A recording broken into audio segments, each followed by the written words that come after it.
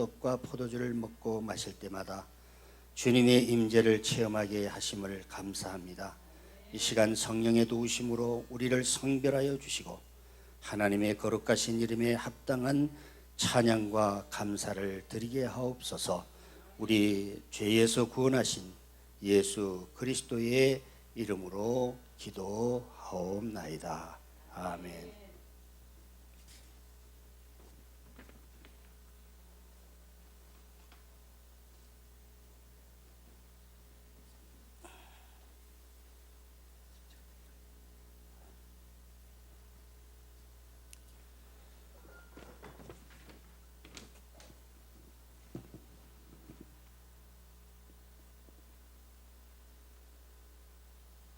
주님께서 자신의 몸을 내어주시던 밤에 떡을 드시고 감사 기도를 드신 다음에 떼어 제자들에게 주시며 말씀하셨습니다.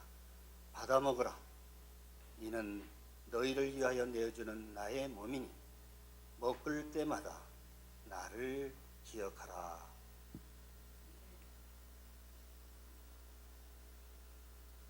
식후에 주님께서 잔을 드시고 감사의 기도를 드리신 후에 제자들에게 돌리시며 말씀하셨습니다.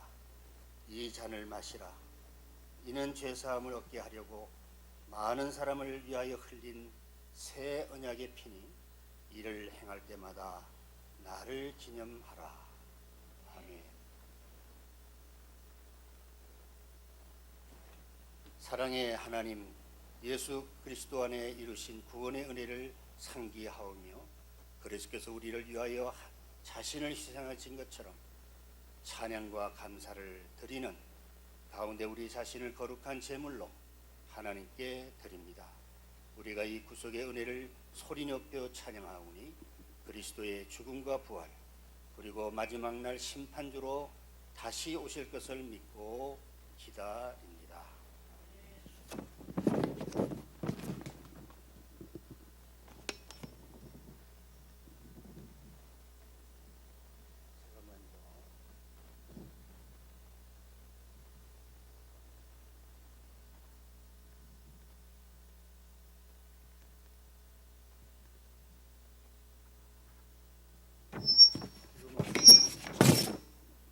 성찬 보좌하시는 목사님하고 전도사님이 와서 받으시기 바랍니다.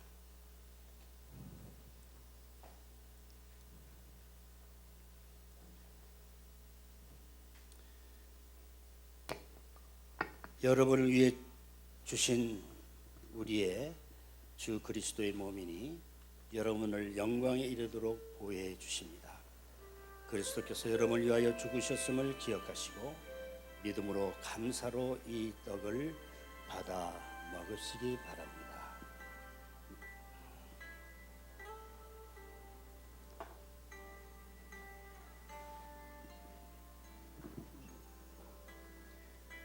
여러분을 위해 흘리신 우리 주 예수 그리스도의 피가 여러분을 영생에 이르도록 보호해 주십니다. 그리스도께서 여러분을 위해 흘리신 피를 기억하시면서 믿음으로 감사로 이 잔을 받으시기를 바랍니다. 이제는 분급해 주시기 바랍니다. 이렇게 순서롭게 나가시면서 떡을 먼저 드시게 하시고 그 다음에 잔을 나누게 하시고 하시겠습니다.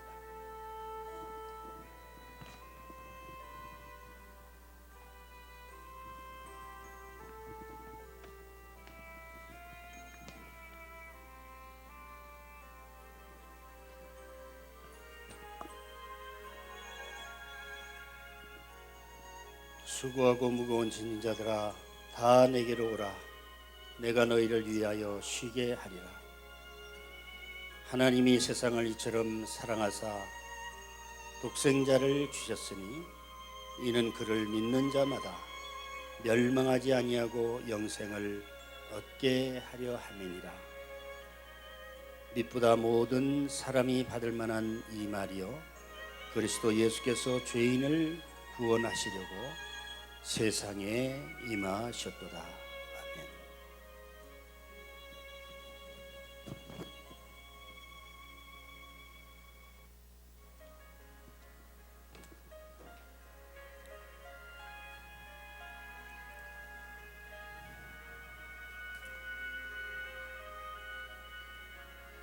여러분을 위하여 우리 주 예수 그리스도의 몸이 여러분을 영생에 이르도록 보호해 주십니다. 그리스도께서 여러분을 위해 죽으셨음을 기억하시면서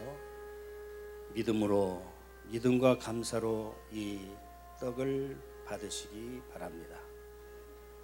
여러분들 위해 흘리신 우리 주 예수의 피가 여러분을 영생에 이르도록 보호해 주십니다. 그리스도께서 여러분을 위하여 흘리신 피를 기억하시면서 믿음과 감사로 이 잔을 받으시기를 바랍니다.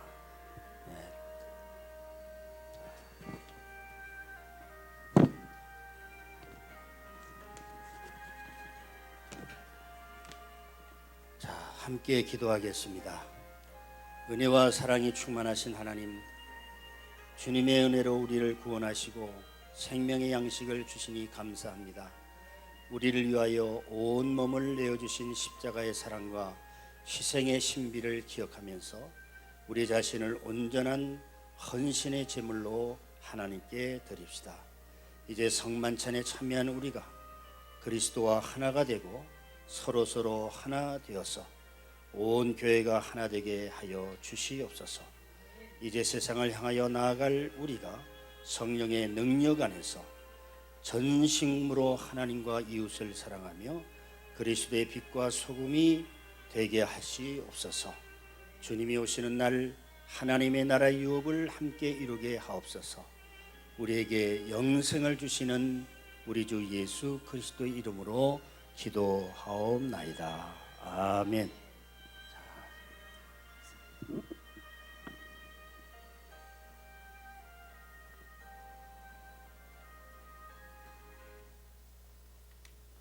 이 시간 성경 봉독의 시간입니다. 창세기 26장 24절에서 25절까지 이희주 집사님께서 우리를 대표해서 성경 봉독해 주시겠습니다. 우리 앞에 나와서 우리 마이크를 잡으시고 창세기 26장 24절에서 25절의 말씀을 봉독해 주시겠습니다.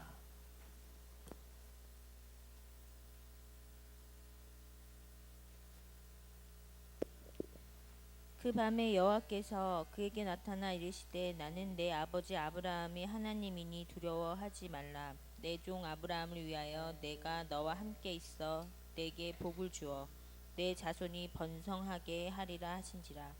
이삭이 그곳에 제단을 쌓고 여호와의 이름을 부르며 거기 장막을 쳤더니 이삭의 종들이 거기서도 우물을 팠더라. 아멘.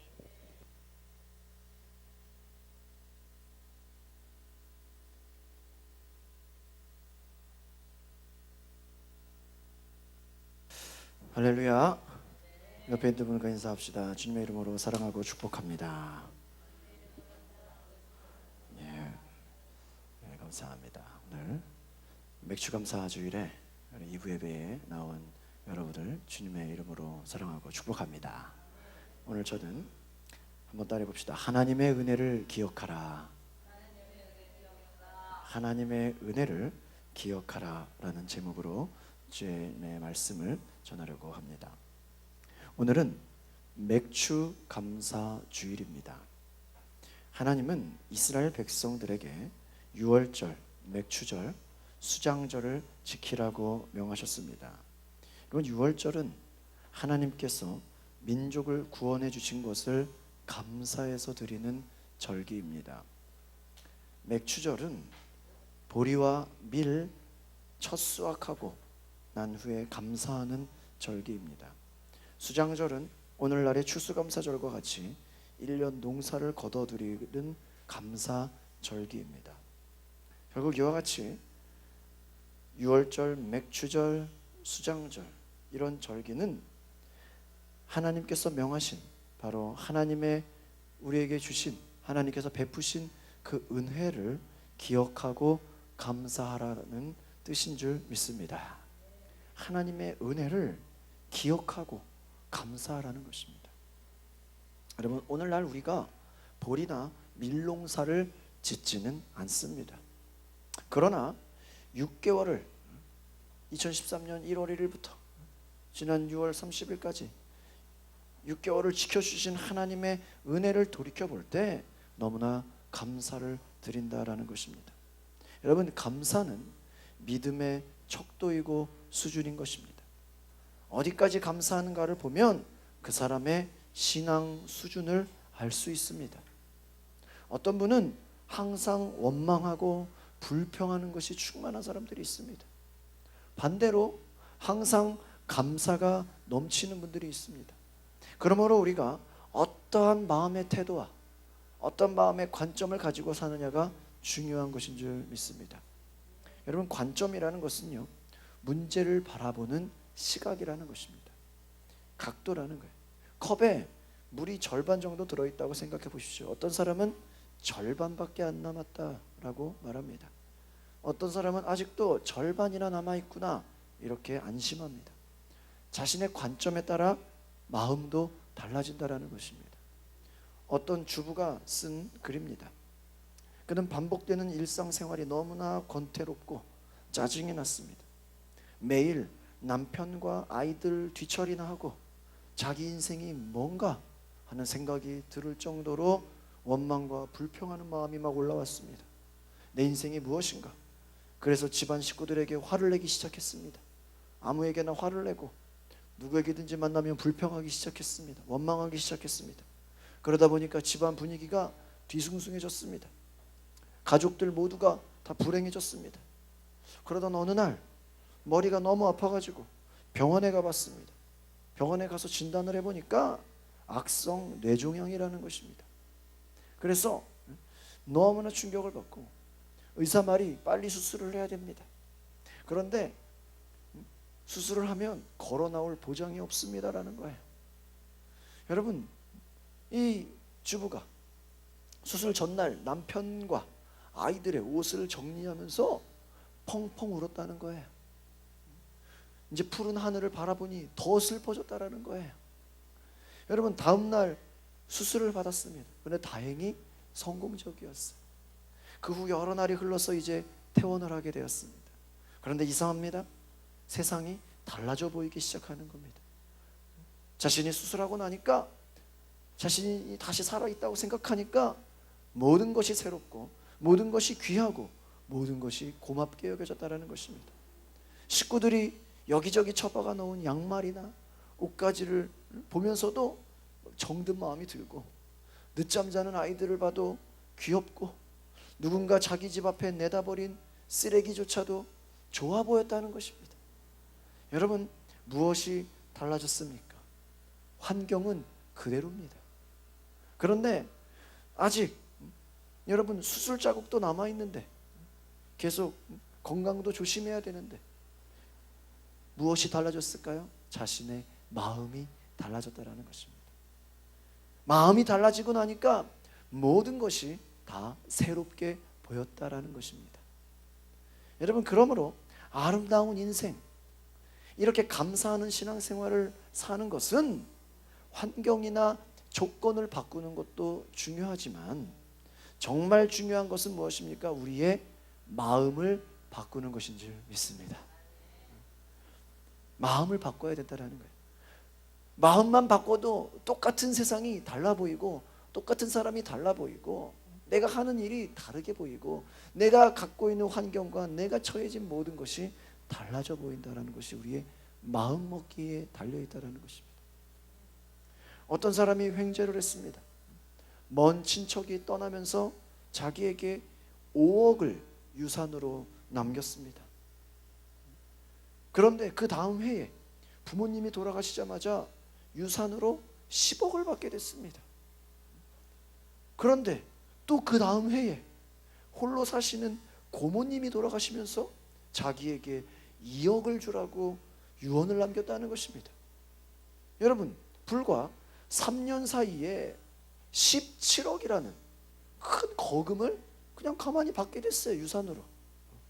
그런데 1년이 지나서 이 사람의 얼굴을 보니까 표정이 어둡습니다. 왜 이렇게 표정이 어둡나? 주변 사람들이 물어봤습니다.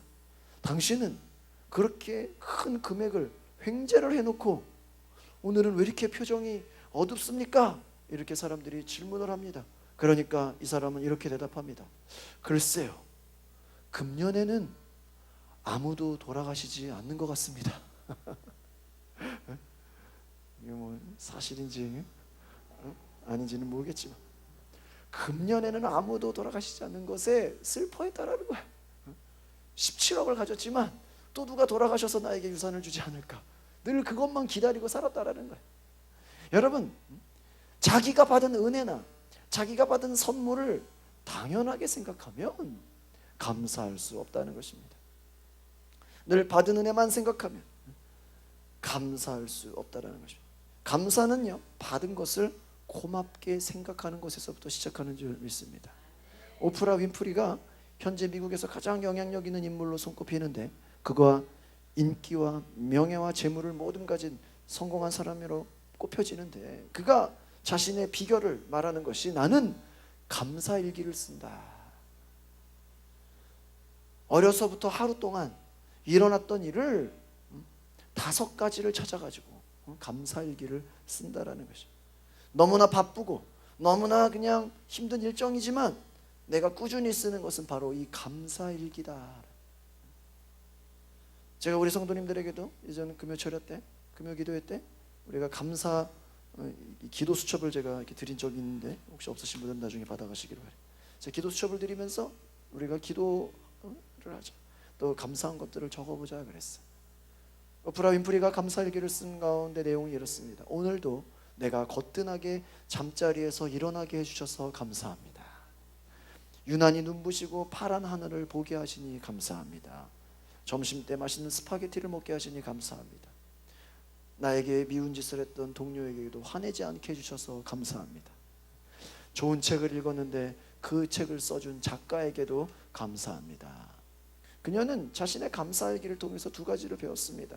하나는 나의 인생의 소중한 것이 무엇인지를 바라보았다는 것이고, 또 하나는 나의 삶의 초점을 어디에 맞춰야 하는가, 그것을 바라보았다는 것입니다. 여러분, 인생에서 소중한 것이 무엇입니까? 여러분의 삶은 어디에 초점을 맞추고 있습니까?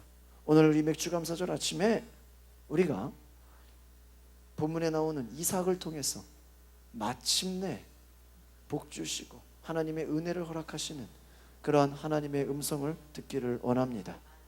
어떻게 해서 이삭이 농사를 지어서 그가 하나님의 은혜를 경험하고 하나님과 함께하는 그러한 복을 받았을까요? 저는 구약에 나오는 성경의 사람들이 때로는 그들이 물질의 부유함도 있었고, 때로는 장수의 축복도 있고, 때로는 자녀들이 잘 되는 것도 있었지만 그 결과가 중요한 것이 아니라 그 원인이 무엇일까요? 바로 하나님과 함께 있었다는 것을 기억하시기를 바랍니다. 그들은 하나님의 사람이었다는 거예요. 하나님의 은혜를 힘입었다는 것입니다. 그래서 여러분, 성경에 나오는 사람들은 전부 다 하나님의 약속을 가진 사람들이었다는 것입니다. 이 하나님의 약속은 어떻게 이루어집니까? 따라합시다. 마침내. 이 마침내라는 이 3글자를 기억하시기를 바랍니다. 하나님은 은혜를 주시는데, 우리에게 다가오시는데 아무 때나 주시는 게 아니에요. 여러분, 하나님은 음성을 주시고 하나님은 말씀을 주시는데 아무 때나 주시는 게 아니에요. 언제예요? 마침내. 이 3글자를 기억하시면 여러분은 인생에 큰 복을 받는 것입니다. 이 말씀은 하나님을 경험하는 과정은 하나님의 때가 있다라는 거예요. 여러분이 생각하고 내가 원하는 대로, 내 하고 싶은 대로, 내 원하는 대로 이루어지는 게 아니라는 거예요. 하나님과 함께 있다고 해서, 하나님과 동행한다고 해서, 하나님이 나에게 은혜 주셨다고 해서 내가 생각하고 내가 원하고 내 꿈이 내가 하고 싶은 대로 다 되는 게 아니라는 거예요. 하나님께서는요, 연단의 과정을 주시는 줄 믿습니다. 여러분, 그랬어요. 하나님께 크게 쓰임받은 사람들을 보면요, 연단의 과정이 길어요, 짧아요? 길어요. 연단의 과정이 길수록 하나님께 크게 쓰임받는 거예요. 여러분, 어떤 사람은요, 하나님께 막 쓰임받다가 금방 추락하는 사람이 있어요. 어떤 사람은 금방 축복받았다고, 금방 나는 성공했다고, 금방 나는 잘됐다고 하지만 완전 밑바닥까지 내려가는 사람들도 있어요. 나는 하나님을 만났다고 간증하고, 나는 하나님을 경험했다고, 나는 하나님을 사랑했다고 말하지만 어느 날 다 잃어버린 사람들이 있어요. 왜 그럴까요? 그들은 연단의 과정이 짧았기 때문이에요. 여러분, 일반 군인들이 받는 훈련들은 한 6주밖에 안 돼요. 근데 보통 장교들이 받는 훈련은 6개월이에요. 6주가 아니라 6개월이에요. 그들이 계급이 높을수록 더 큰 훈련을 받는 거예요. 여러분이 인생 가운데 정말 많은 연단이 있고, 여러분 인생 가운데 많은 어려움이 있고, 때로는 고난이 있고, 하나님이 주시는 훈련이 있다면 그것이 길면 길수록 하나님께서 여러분을 더 길게 사용하는 것을 기억하시기를 바랍니다. 하나님 앞에서 자신의 삶을 간증하는 사람들, 하나님이 나와 함께 하셨다고 얘기하는 사람들은 늘 좋은 일만 있는 것이 아니에요. 어려움도 있고 고난도 있고 연단이 있지만 그 과정 속에서 여러분이 시편 보시면요, 시편 그 기도를, 제가 새벽 기도마다 요즘 시편을 보고 있는데 그 시편의 기도가 하나님 다 감사합니다, 하나님 은혜에 내가 말할 수 없습니다, 이런 막 은혜와 감사한 줄 아세요? 아니에요. 내가 고통 가운데 하나님께 피하겠습니다. 내가 주님의 약속을 잠잠히 기다리겠습니다. 여러분 시편의 150편을 보시면 뒷부분에 가가지고 할렐루야 주님을 찬양합니다, 할렐루야 내 영혼이 주님을 송축합니다 이러죠. 막 처음부터 막 그러는 게 아니에요. 열방이 나를 막 다가온다 그러고, 사울이 쫓아다니면서 죽이겠다 그러고, 어찌하여 내가 이 고난을 피하냐, 여호와는 나의 반석이요 나의 구원이요. 그게 다 자기가 힘들 때 쓴 고백이에요. 다윗은 하나님이 수많은 큰 긴 연단을 주셨다라는 것입니다. 연단의 과정을 통해서 따라합시다. 마침내 하나님의 은혜를 경험하게 했다는 걸 기억하시기를 바랍니다. 여러분 욥기를 보면요, 욥이 하나님의 사람으로 그가 막 그냥 놀랍게 복을 받아서 뭐 부자고 뭐 자녀가 많고 소유가 많았지만 그에게 연단이 있었어요. 어마어마한 연단이 있었어요. 근데 그 연단을 끝까지 견디고 나니까 하나님께서 갑절의 은혜를 주셨다라고 성경은 말하는 것입니다. 이삭은 따라합시다. 순종의 사람입니다. 이삭은요, 아브라함이 몇 살에 낳았어요? 100세에 낳은 아들이에요. 그런데 여러분, 아브라함이 몇 살에 약속을 받았냐? 75세의 약속을 받았어요. 75세의 약속을 받았는데 몇 년을 기다렸습니까? 25년을 기다렸다라는 거예요. 25년이라는 긴 세월의 연단을 통해서 마침내 아들을 얻었다라는 거예요. 여러분 생각해 보세요. 제가 여러분하고 약속해요. 우리가 무슨 뭐 합시다? 근데 몇 년 뒤에? 25년 뒤에. 그때 가면 다 잊어먹어, 그렇죠? 2년만 지나도 다 까먹을 거야. 언제 그랬냐고. 스스로 2달만 지나도 잊어버려. 그러니까 25년 긴 연단의 세월이 돼요. 아마 대부분의 사람들은요, 여러분 25년 전에 했던 약속 기억하세요? 다 모르잖아요. 내가 어디 있었는지도 모르잖아요. 어디에 살았는지도 모르잖아요. 여러분 하나님께서는 아브라함의 믿음을 시험하셨어요. 사랑하는 아들 이삭을 모리아 산에 번제물로 드리게 하셨다. 그 말씀을 들은 아브라함은 다음 날 새벽 즉각 이삭을 데리고 모리아로 향합니다. 그러니까 여러분 순종은 언제 하는 거예요? 바로 그 즉시에 하는 거예요. 마귀의 전략은 뭐예요? 내일 하라는 거예요. 미루는 거예요. 순종은요, 미루면 할 수 없습니다. 인간적인 계산이 자꾸 생기면 인간적인 방법으로 순종할 수 없다는 거예요. 사울왕은 어떻습니까? 순종을 했는데 어떻게 했습니까? 부분적으로 순종했어요. 듣기는 들었는데 절반만 들었다는 거예요. 그런데 하나님이 어떻게 했어요? 하나님이 보신 것은 사울을 왕 삼은 것을 후회했다라는 거예요. 여러분 산 정상에 오른 아브라함이 단을 쌓고 이삭을 이제 묶습니다. 단 위에 올려놓고 칼을 들어 치려고 합니다. 그런데 그때 마침내 하나님이 다급하게 아브라함을 부르시는 거예요. 하나님이 미리 양을 그냥 제단 위에 올려놓으면 얼마나 좋아요. 그런데 아브라함이 아들을 죽이려고 잡으려고 하는 그 순간 하나님이 불렀다는 거예요. 이제야 마침내 내가 너의 믿음을 알았다. 네가 독자 이삭보다 나를 이제 사랑하는구나. 이제 그동안의 연단이 이제는 끝나는 거예요. 마침내. 그러니까 여러분의 인생 가운데 마침내라는 그 음성이 들려진다면 그때부터는 하나님의 은혜가 임하는 줄 믿습니다. 그때부터는 연단 끝, 은혜 시작이라는 거예요. 여러분 이 상황의 주인공을 때로는 아브라함이라고 생각하지만 이삭의 역할도 중요해요. 이삭이 반항했다면, 순종하지 않았다면, 아브라함은 하나님 앞에 복을 받지 못했다라는 것입니다. 오히려 엘리자 사상처럼 자녀 교육을 잘못했다고 하나님 앞에 책망받을 거예요. 여러분, 이삭은 끝까지 인내하면서 기다렸습니다. 하나님 아버지의 말씀에 또 순종하셨습니다. 여러분, 요즘 자녀들 같으면 아버지 나이가 100세가 넘으니까 아버지 정신이 좀 이상한 거 아닙니까? 내가 지금 젊은 나이에 왜 죽으라는 말씀입니까? 오히려 이삭이 그냥 불순종을 한다면 버틸 수가 없는 거예요. 힘으로 얼마든지 아버지를 이길 수 있어요. 그러나 이삭은 끝까지 순종합니다. 그래서 여러분, 그 순종이 마침내 이삭의 삶을 마침내 은혜의 삶으로 인도했다라는 것입니다. 그러니까 여러분, 구원은 믿음으로 받습니다. 따라합시다. 은혜는 순종으로 받습니다. 그러니까 여러분이 하나님의 은혜를 경험하고 하나님의 사랑과 하나님과의 함께 하시는 걸 경험하려면 뭐 해야 된다는 거예요? 순종해야 된다는 거예요. 순종이 제사보다 하나님 말씀 앞에 순종하시기를 바랍니다. 주님 말씀에 가라고 하면 가고 오라고 하면 오면 되는 거예요. 거기에 뭐 왜 그렇습니까? 라고 물어볼 필요가 없어요. 하나님은 모든 것이 합력해서 선을 이루게 하셨어요. 오늘 주님의 놀라운 은혜를 저와 여러분이 기억하시기를 바랍니다. 오늘도 내가 때로는 이삭과 같이 이해할 수 없는 상황, 또는 내가 손해를 보기도 하고 내가 죽음의 상황에 처하기도 하고, 그러나 내가 주님의 뜻이라면 순종하겠습니다. 그렇게 여러분이 고백할 때 하나님의 역사가 나타나는 줄 믿습니다. 마침내 은혜를 주시는 그 하나님의 풍성한 사랑을 저와 여러분이 경험하기를 바랍니다. 따라합시다. 이삭은 온유한 사람입니다. 여러분, 이삭은 온유한 사람이에요. 오늘 본문 말씀에 이삭이 우물을 두고 우물 때문에 양보하는 모습을 보여줍니다. 처음에는 블레셋 왕이 아비멜렉이 자기 땅에 거주하는 것을 허락합니다. 그런데 시간이 지날수록 이제 부자가 되니까 시기가 생기는 거예요. 그래서 그 결과 블레셋 사람들이 아버지 아브라함이 판 우물을 흙으로 막아버려요.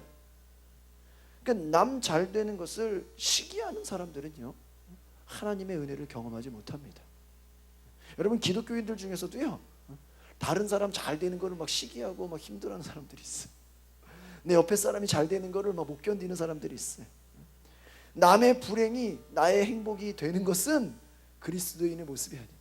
어떤 사람은 다른 사람이 안 되는 걸 자기가 좋아하면 안 돼요.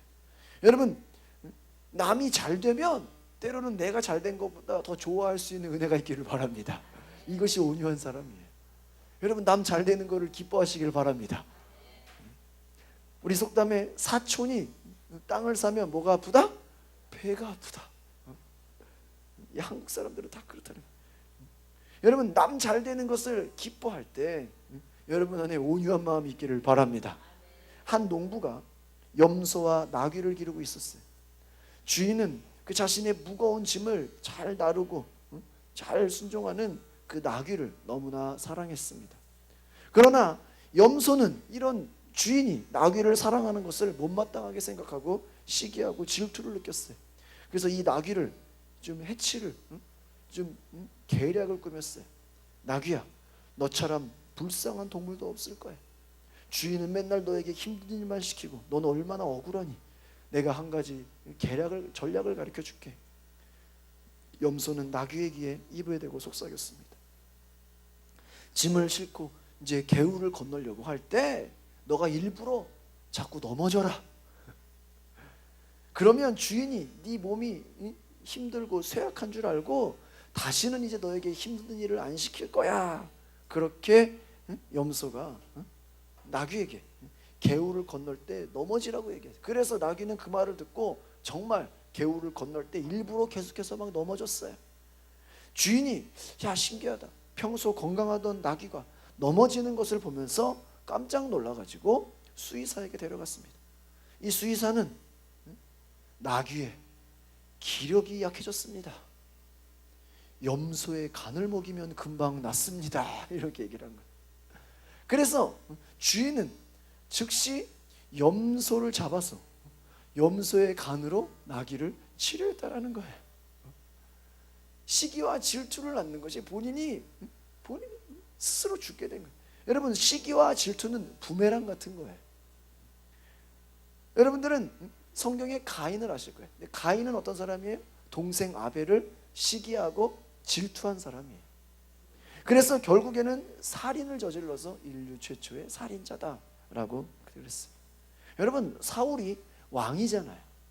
왕인데 그가 나라를 다스리고 나라를 잘 백성들을 돌보는데 신경을 써야 되는데, 그것을 노력해야 되는데, 어린 소년, 그 조그만 소년 다윗을 시기하고 질투했어요.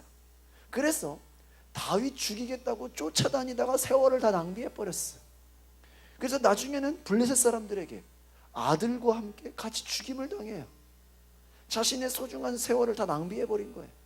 여러분, 이처럼요, 시기하고 질투하면, 이번에 7월 달에 이제 힐링 컨퍼런스, 내적 치유 세미나를 할 텐데, 이번에는 다 뭐 열등감, 뭐 비교 의식, 다 이런 제가 내적 치유 공부했던 것들 여러분에게 나눠 드릴 텐데, 이 시기와 질투는요, 화를 낳게 해요.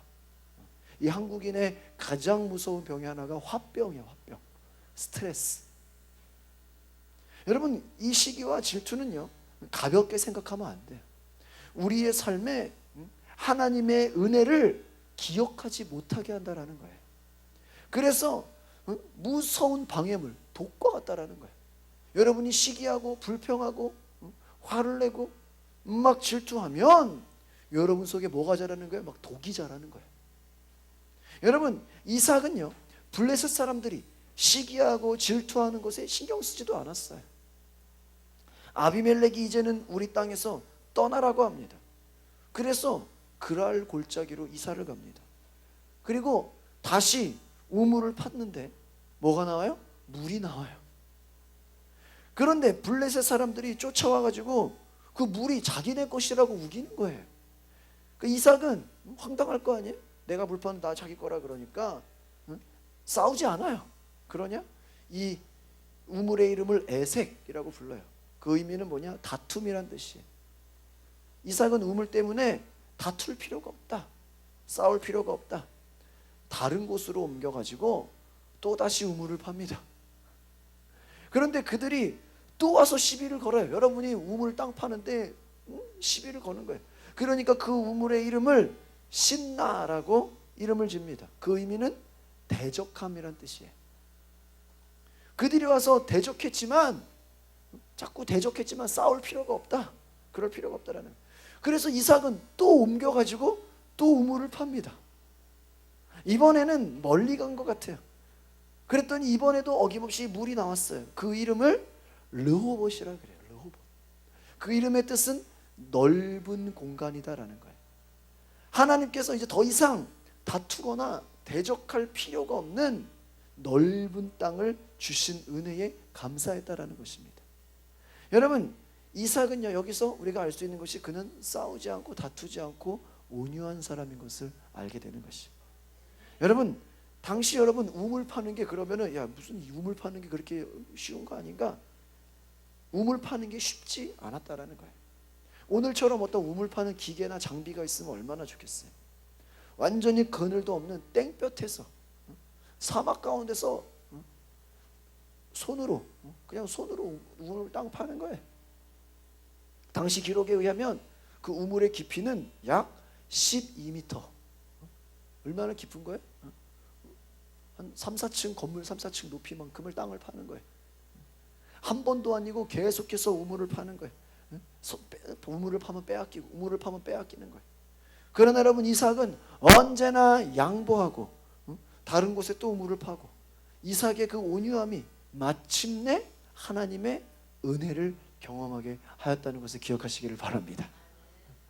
그러니까 여러분, 여러분의 인생 살면서 내가 뭔가 해놓으면 남이 와서 뺏어가고, 내가 뭔가 해놓으면 남이 와서 가져가는 것 같고, 내가 뭔가 하면은 손해보는 것 같지만, 여러분이 기다리면 이 르호봇의 은혜를 허락하신 하나님께서 다시 이제 이삭을 브엘세바로 가게 하셔요. 거기서 또 놀라운 일이 일어나요. 지금까지 이삭을 시기해서 우물을 메우고 빼앗았던 아비멜렉이 이제 이삭을 찾아와서 우리 한번 친하게 지내자, 조약을 맺어요. 다시는 이제 우물을 뺏지 않겠다고 맹세를 해요. 그리고 우물을 또 팠는데 그 이름을 세바라고 불러요. 이것은 뭐예요? 맹세라는 뜻이에요. 여러분, 하나님께서 더 이상 이제 쫓겨가지 않도록 그 은혜의 증거로 세바의 우물을 주셨다고 선포한 것이에요. 여러분, 바로 그것이 오늘날의 부엘세바라는 것입니다. 여러분, 이와 같이 온유한 이삭은 시기하고 질투하는 이 아비멜렉을 어떻게 했어요? 무릎 꿇게 했어요. 그리고 이방 왕에게 이삭은 하나님이 함께하는 사람이구나라는 것을 깨닫게 한 줄 믿습니다. 여러분, 성경에 나오는 다니엘을 보십시오. 또 구약에 나오는 엘리야나 엘리사, 예레미야나 느헤미야나 그 사람들의 일생을 보면, 요셉을 보세요.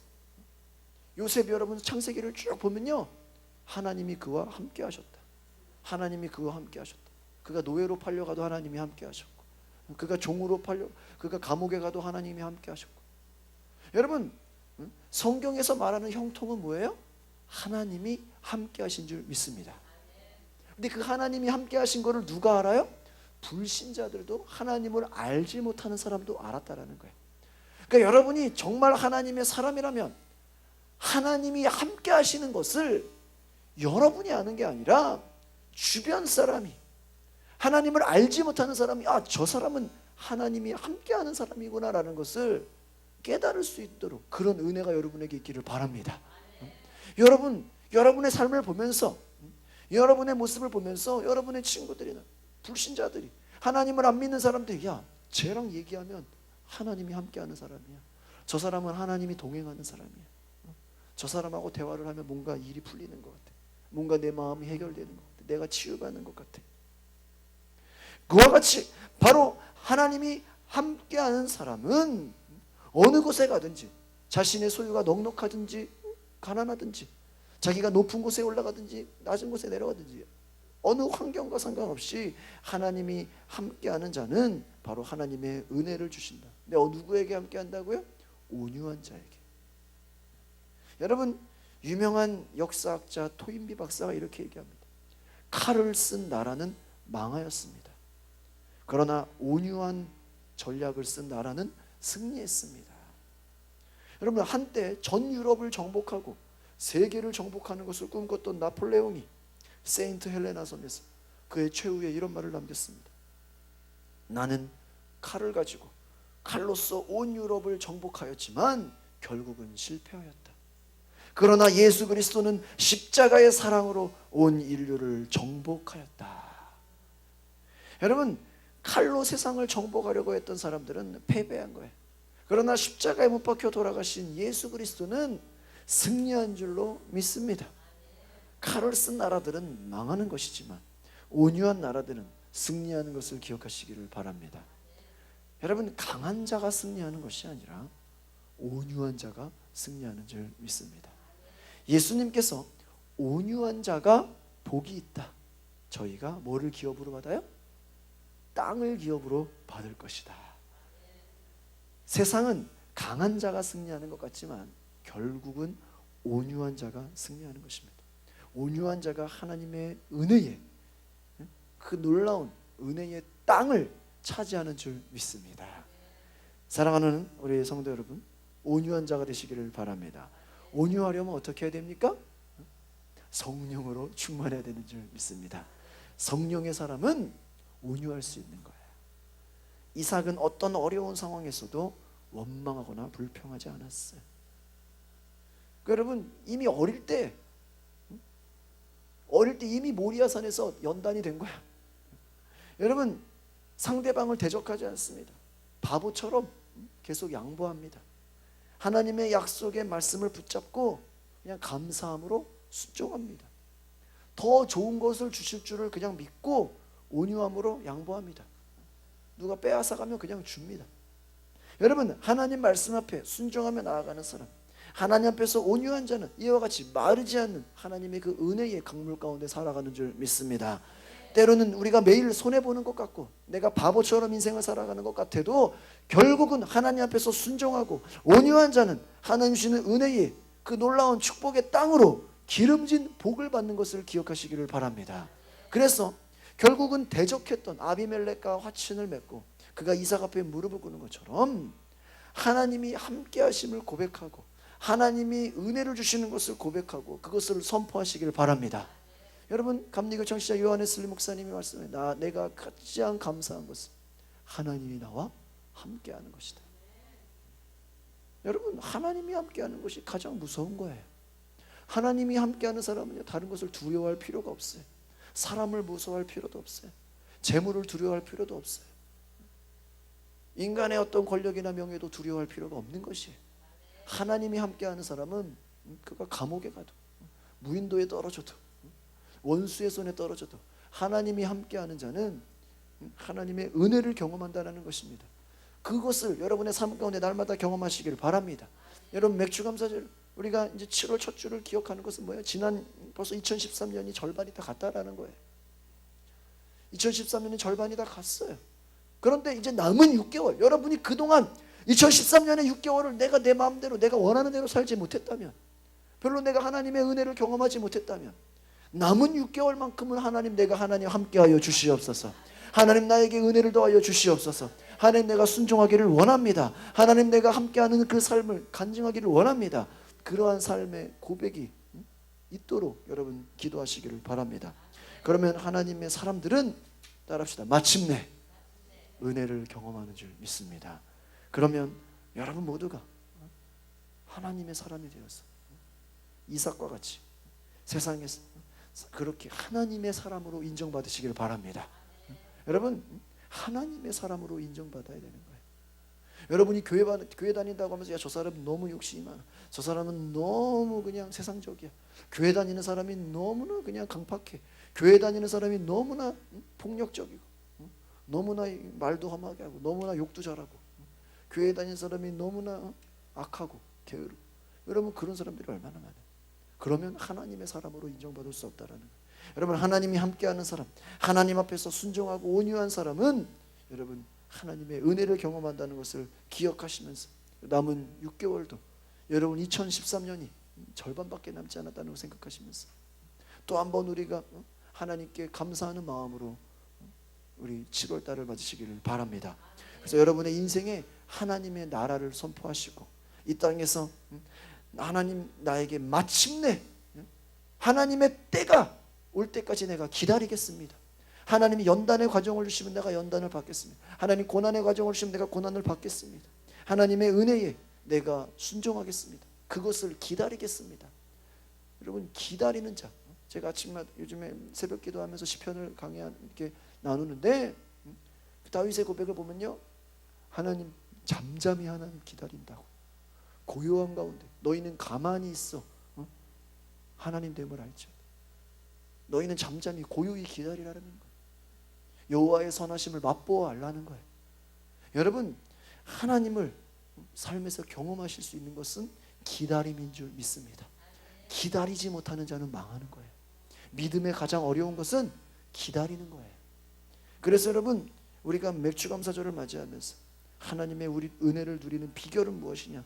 바로 물이 마르지 않는 은혜와 같은 하나님의 축복과 사랑과 능력을 기다리면서 마침내 여러분의 삶에도 이제는 연단이 끝나고 고난이 끝나고 하나님 함께 하셔서 내 삶에 하나님의 놀라운 사랑과 은혜를 간증할 수 있는 저와 여러분이 되시기를 바랍니다. 이 시간에 함께 기도하겠습니다. 거룩하신 하나님, 오늘 주님의 은혜를 기억합니다. 우리의 삶 가운데 하나님 찾아오셔서 하나님의 사랑과 능력으로 역사하여 주시옵소서. 하나님, 우리의 삶에 하나님의 은혜를 저버리지 않고 기억함으로 그것으로 말미암아 우리가 이 감사절기를 지내며 하나님의 사랑과 하나님의 능력을 나타내는, 마침내 내 삶에 하나님께서 역사하시고 마침내 하나님께서 나에게 다가오셨고 마침내 하나님 나에게 놀라운 능력과 사랑을 주신 것에 하나님, 내가 주님을 노래할 수 있도록 역사하여 주시옵소서. 감사와 찬양을 드리며 예수 그리스도 이름으로 기도합니다. 우리 오늘 이 말씀을 생각하시면서 우리 한 1분 이상 다 같이 동성으로 기도하겠습니다. 거룩하신 하나님, 오늘 주님의 은혜를 찬양합니다. 오늘 이곳에 하나님 말씀으로 역사하여 주시옵소서. 하나님 사랑의 능력으로 우리를 주관하여 주시옵소서. 내가 하나님의 은혜를 기억하겠습니다. 하나님의 사랑을 기억하겠습니다. 하나님 나의 삶에 놀랍게 일하시옵소서.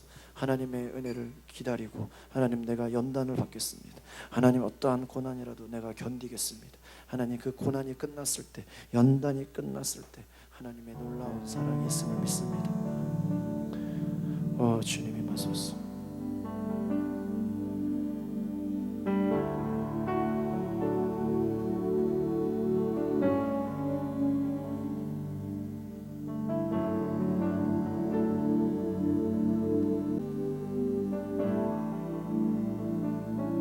성령님 임하소서. 더 깊이 더 강하게 임하소서. 하나님 내가 기다리지 못한 것을 회개합니다. 주님 은혜를 기억하소서. 하나님 내가 기다리겠습니다. 하나님 오늘 잠잠히 주님을 기다릴 때 오늘 내가 주님을 기다립니다.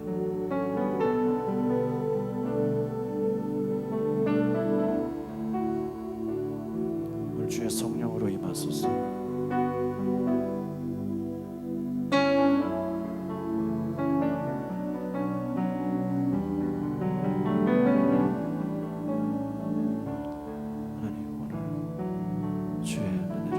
하나님의 함께 하심을 기대하며 성령님과 동행하게 하소서.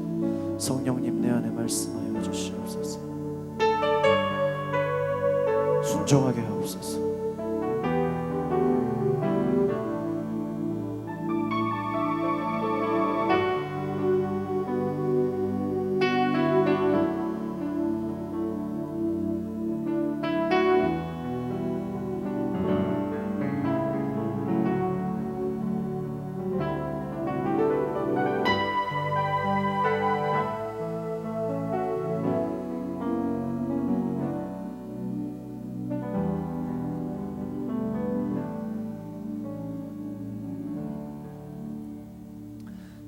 치유 기도를 하겠습니다. 여러분 아픈 자리에 여러분 가슴에 우리 손을 얹고 제가 안수하는 기도를 하겠습니다. 거룩하신 하나님, 오늘 우리의 육체의 연약한 부위에 손을 얹습니다. 병든 자를 위하여 기도하라고 하신 주님, 예수의 이름으로 치유의 은혜가 임하게 하옵소서. 우리 안에 모든 연약한 육체의 모든 곳들이 고침을 받게 하옵소서. 주님께서 치료의 광선을 허락하여 주시옵소서. 하나님의 은혜가 임할 때 모든 악한 영의 어둠의 역사들이 예수의 이름으로 떠나가게 하옵소서. 하나님 앞에 불순종하는 모든 더러운 불순종의 영들도 떠나가게 하옵소서. 하나님 모든 질병의 악한 것들도 떠나가게 하옵소서. 우리 육체의 마디마디와 우리 모든 우리 육체의 기관들이 하나님 깨끗이 회복되게 하옵소서. 우리의 정신도 건강하게 하옵소서. 우리의 생각과 마음을 변화시켜 주시옵소서. 우리의 모든 부정적이고 불평과 원망과 시기와 질투가 예수의 이름으로 떠나가게 하옵소서. 성령님 우리를 치유하여 주시옵소서. 우리를 만져 주시옵소서. 우리의 가슴 깊은 곳에 치유의 은혜가 임하게 하옵소서. 우리의 생각이 바뀌고 우리의 마음이 바뀌고 우리의 영이 새로워지게 하옵소서. 우리의 육체의 강건함을 주옵소서. 무릎 마디마디에 힘을 주옵소서. 우리의 머리에도 능력을 주시옵소서. 우리의 가슴에도 주의 뜨거움을 주시옵소서. 주의 사랑을 부어 주시옵소서. 오늘 예배드린 모든 주의 백성들 가운데 주의 자녀들 가운데 하나님 함께 하옵소서. 성령님 동행하옵소서. 예수의 이름으로 살게 하옵소서. 주의 십자가의 능력으로 살아가게 하옵소서. 보혈의 능력으로 살아가게 하옵소서. 예수 그리스도 이름으로 기도하옵나이다. 아멘. 오직 주의 사랑에 매여 우리 찬양하시면서 주님 앞에 감사의 예물을 드리겠습니다.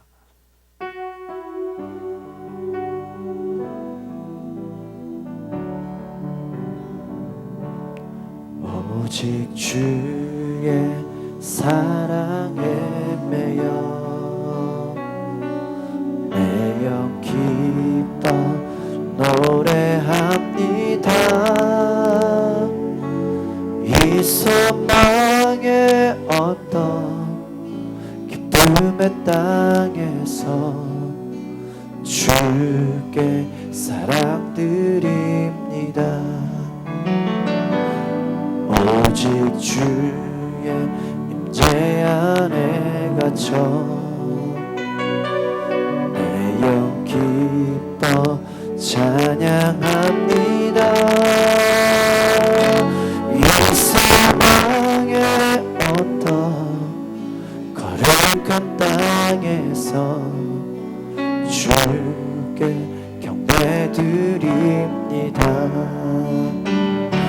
주께서 주신 모든 은혜 나는 말할 수 없네. 내 영혼 즐거이 주 따르렵니다. 주께 삶 드립니다. 오직 주의 사랑에 매여 내 영 기뻐 노래합니다. 이 세상의 언덕 기쁨의 땅에서 주께 사랑드리 우리 손을 들고 선포합시다. 오직 주의 임재 안에 갇혀 내 영 기뻐 찬양합니다. 예수의 언덕 거룩한 땅에서 주께 경배드립니다. 주께서 주신 모든 은혜 나는 말할 수 없네. 내 영혼 즐거이 주 따르렵니다. 주께 삶들이 다시 말해드리겠습니다. 주께서 주신 모든 은혜 나는 말할 수 없네. 내 영혼 즐거이 주 따르렵니다. 주께 내 삶들 조용히 고백하겠습니다. 주께서 주신 모든 은혜 주께서 주신 모든 은혜 나는 말할 수 없네. 내 영혼 즐거이 주 따르렵니다. 주께 삶들이 주께 내 삶 주께 내 삶들이 주께 내 삶들입니다. 주께 내 삶들입니다.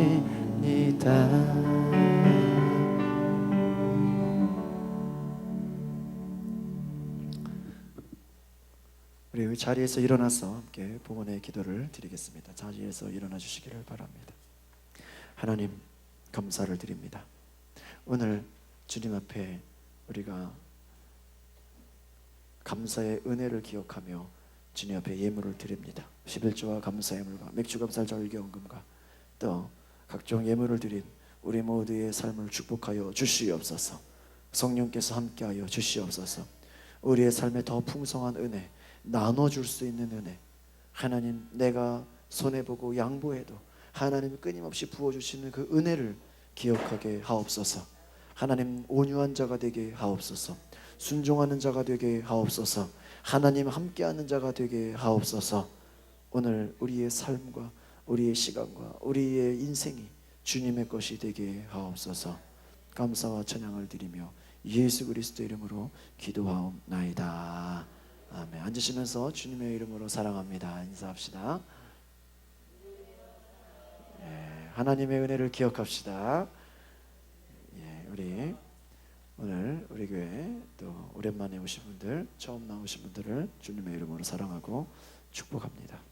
등록을 희망하시는 분은 뒤에 있는 새가족 등록 카드를 작성해 주시기를 바랍니다. 뒤에 있는 광고의 말씀을 보시면 내일입니다. 7월 8일 월요일 강서지방 27교회 교역자 회의를 우리 교회에서 오전 11시에 갖습니다. 특별히 제가 말씀을 전합니다. 시간이 되시는 분들은 1시간 전부터 모이겠습니다. 오전 10시에 모여서 환영과 안내, 간식, 식사 이것에 동참하여 주시기를 바랍니다.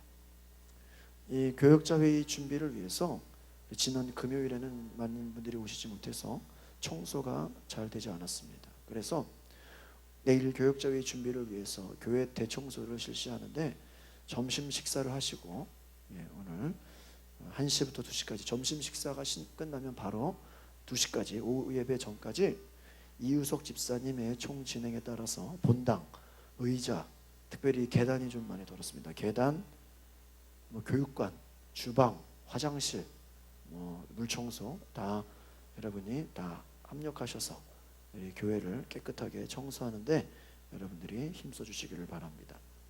찬양팀을 모집합니다. 싱어, 기타, 드럼. 뒤에 드럼이 있어요. 우리 뒤에 드럼을 배울 수 있습니다. 그래서 건반 이은혜 집사님께 신청해 주시면 저희들이 연습하는 날짜를 알려드리겠습니다. 오늘 2시 예배 후에 3시에 담임 목사, 전도사, 권사 간담회로 모입니다. 가양제일교회 홈페이지가 계속 지금 준비되고 있습니다. 여러분 기도해 주시기를 바랍니다.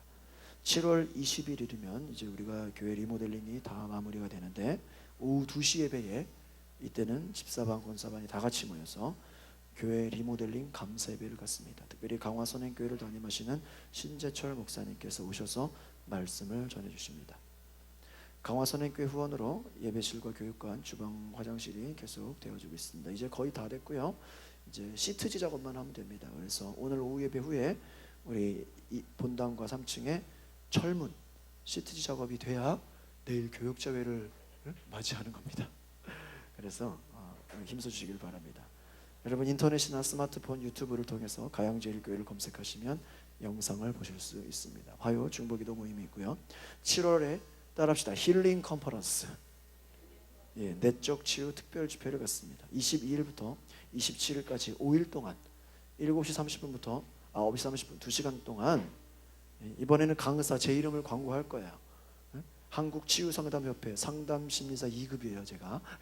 그러니까 여러분 제가 공부하고 배운 것들을 여러분에게 나누는 것입니다.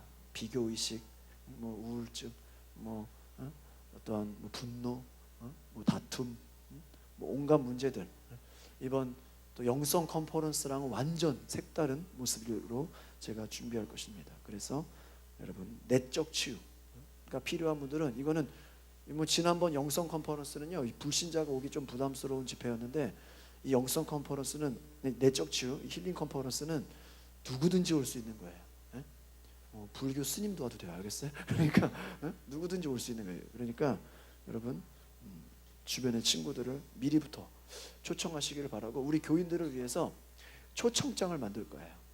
아주 격식을 갖춰서 초대합니다. 그래서 여러분 주변의 친구들을 드릴 수 있도록 한 200개를 만들 겁니다. 여러분 주변의 친구들을 초청할 수 있도록 이번에는 초청장을 드릴 겁니다. 그래서 꼭 초대하고 싶은 분들을 초청하면 좋습니다. 200명이면 절반만 하도 꽉 차요.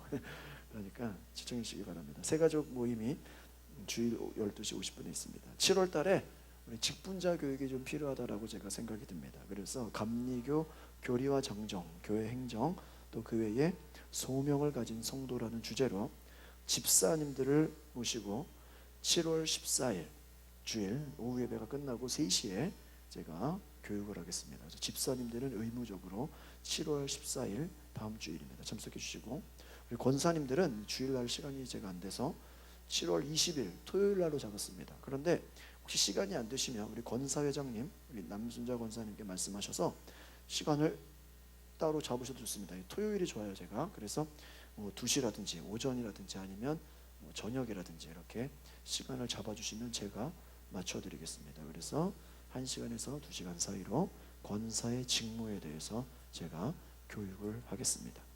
우리 오늘 또 오늘 우리 예배에 특별히 원로 목사님께서 우리 성찬을 또 인도해 준비해 주셨는데 우리 잠깐 우리 목사님 앞으로 나오시기 바랍니다.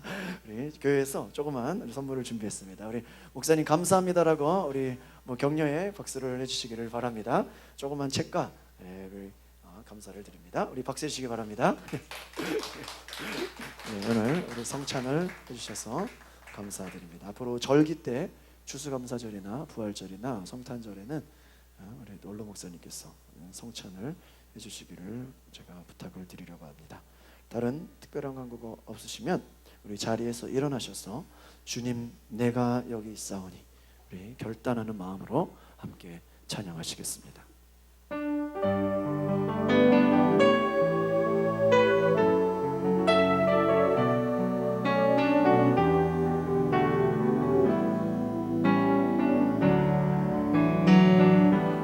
주님 내가 여기 있사오니 나를 보내소서.